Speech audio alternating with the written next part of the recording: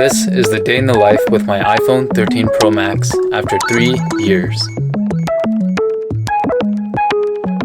I started my day bright and not so early at about 8:30 a.m. and went to check on my iPhone 13 Pro Max, which was fully charged overnight thanks to the Zero wireless 3-in-1 charger. It was a chill morning until there was a water leak that I had to deal with, so I dealt with it.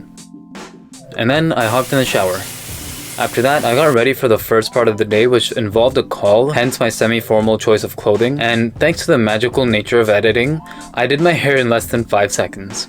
After that, I went to comb my beard, which feels super satisfying with this beard brush, especially when it's not so grown out like right now.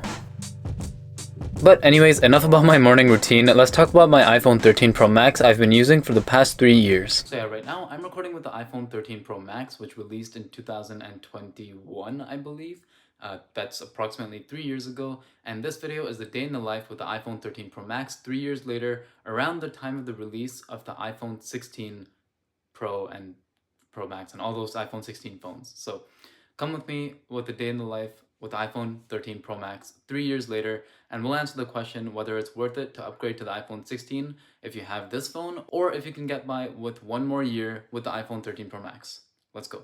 So yeah, as I said before, we're going to be going through a full day with the iPhone 13 Pro Max, and right now it's about 10:11 a.m.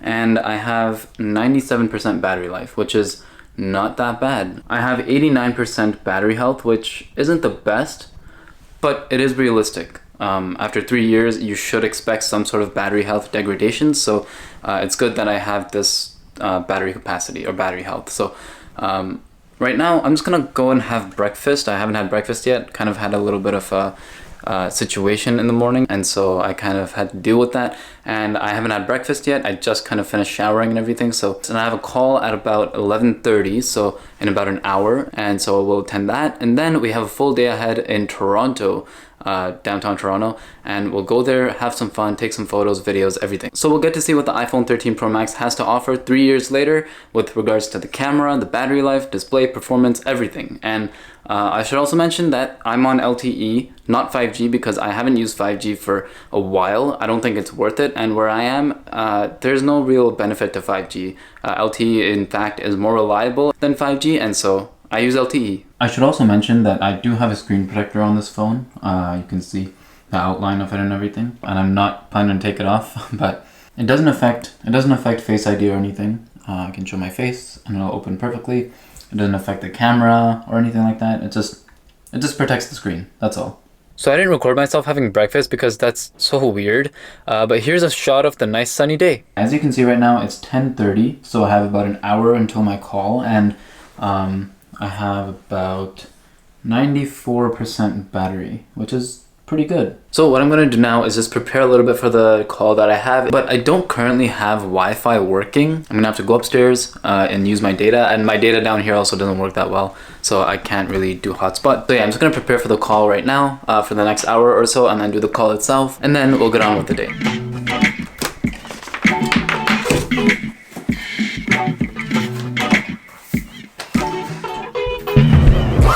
I'm just preparing to take stuff upstairs, like my laptop and something to like raise it so that on my call I'm not like looking down or like looking straight.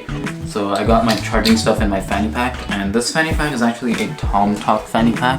It's really good, holds everything I need, chargers, wallet, sunglasses, everything, and it's really good. I've been using it for actually about a year now, or over a year at this point, so it served me really well and I really like it. So yeah, let's get on with the going upstairs part.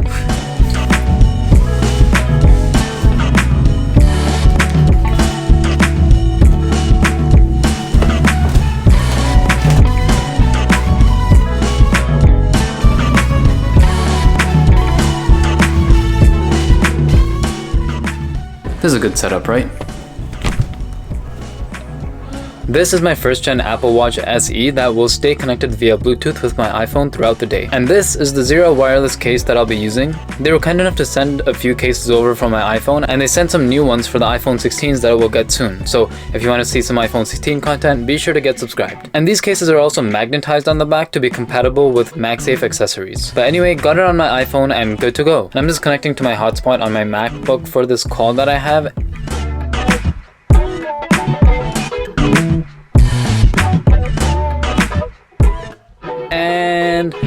forward about an hour. Alright, so I just finished the call. I think it went pretty well. Actually, I don't know how it went, but it's done, it's over with, and it's currently 11:56, and let me just check on the iPhone because we are running hotspot, like I said, and it is currently at 82%. That's not bad at all. And speaking of currently, it is currently 11:57 or almost 12 right now, so I'm probably gonna go eat lunch and then head out for Toronto. So let's go do that. I also didn't film my lunch because that's also weird, but after finishing up lunch, as I'm headed out, my iPhone was at 70%, which is still pretty good. I was just watching a few YouTube videos here and there while eating lunch, so for about half an hour, and that's pretty good for a 3-year-old phone with 88% battery health.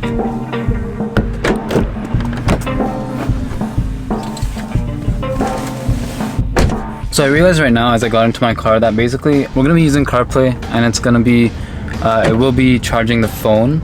So I don't know if it'll get to 100 or anything, but it'll definitely be higher than what I just showed you, which was 70%. So, but yeah, so I'm on my way to Toronto now, and it'll be about an hour drive, I think, maybe more, depending on traffic and stuff. But yeah, so drive to Toronto. Let's do this.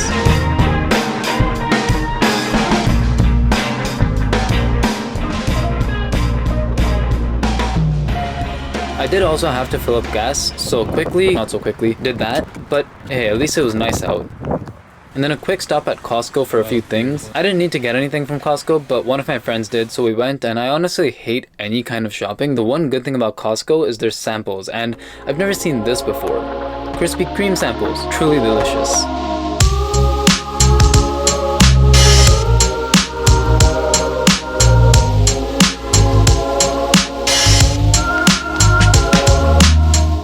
So after a not so quick drive to Toronto, we reached our first destination, R.C. Harris Water Treatment Plant, that's closer to Scarborough. It's a pretty nice and peaceful place, not too crowded, and I'm assuming this is the actual plant itself since it's the closest to the water.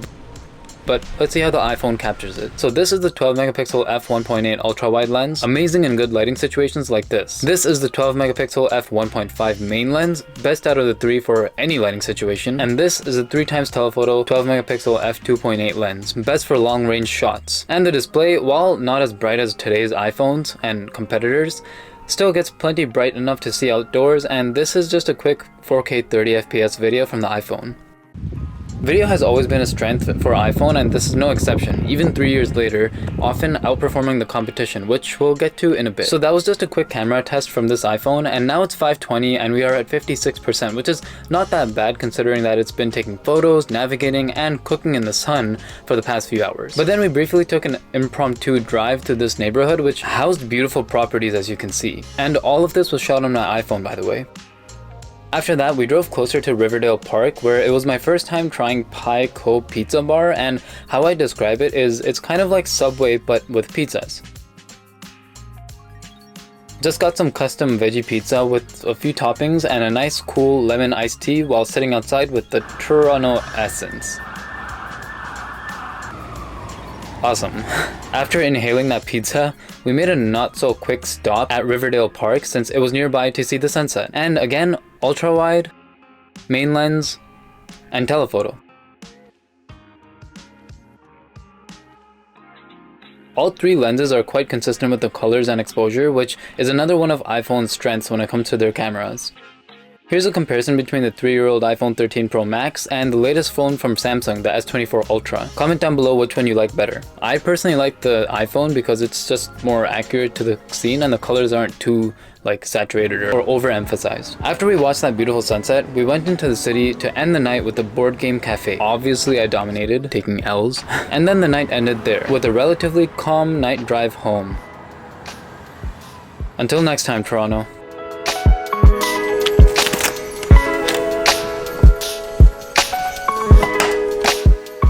So I just got back and it is exactly 12 a.m. right now.